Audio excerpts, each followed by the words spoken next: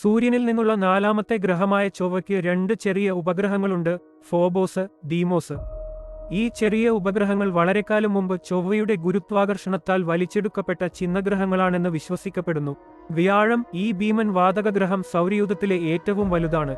വ്യാഴത്തിന്റെ ഏറ്റവും വലിയ സവിശേഷതകളിലൊന്നാണ് ഗ്രേറ്റർ റെഡ് സ്പോട്ട്. നൂറ്റാണ്ടുകൾ പഴക്കമുള്ള ഭീമാകാരമായ കൊടുങ്കാറ്റ് മുഴുവൻ ഭൂമിയെക്കാളും വലുതാണ്. ആഞ്ഞടിക്കുന്ന കാറ്റിന് മണിക്കൂറിൽ നൂറുകണക്കിന് മൈൽ വേഗത ഉണ്ട്. അടുത്ത ഗ്രഹം ശനിയാണ്.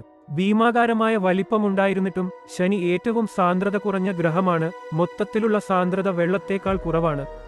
വ്യാഴത്തെപ്പോലെ ശനി പ്രധാനമായും ഹൈഡ്രജനും ഹീലിയവും ചേർന്നതാണ് ഇതിന് കാരണം. കോടിക്കണക്കിന് മഞ്ഞുമൂടിയ കണങ്ങളാൽ നിർമ്മിതമായ ശോഭയുള്ളതും മനോഹരവുമായ റിംഗ് സിസ്റ്റമാണ് ശനിക്കുള്ളത്. ഏഴാമത്തെ ഗ്രഹമായ യുറാനസിന്റെ ഭ്രമണ അച്ചുതണ്ട് സൂര്യനു ചുറ്റുമുള്ള പരിക്രമണ തലത്തിന് ഏതാണ്ട് ലംബമാണ്. ഈ തീവ്രമായ ചരിവ് മറ്റ് ഗ്രഹങ്ങളെ അപേക്ഷിച്ച് യുറാനസിന് തികച്ചും അസാധാരണമായ ഒരു ഭ്രമണ മാതൃക നൽകുന്നു.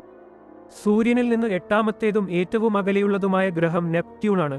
ഭൂമിയിൽ നിന്ന് 3 ബില്യൺ മൈലുകൾ അകലെയാണെങ്കിലും ജ്യോതിശാസ്ത്രജ്ഞർക്ക് നെപ്റ്റ്യൂണിന്റെ ദ്രുതഗതിയിലുള്ള കാറ്റ് കണ്ടെത്താൻ കഴിഞ്ഞിട്ടുണ്ട്. നമ്മുടെ സൗരയൂഥത്തിലെ ഏറ്റവും വേഗതയേറിയത് ആണത്. മണിക്കൂറിൽ 2000 മൈൽ.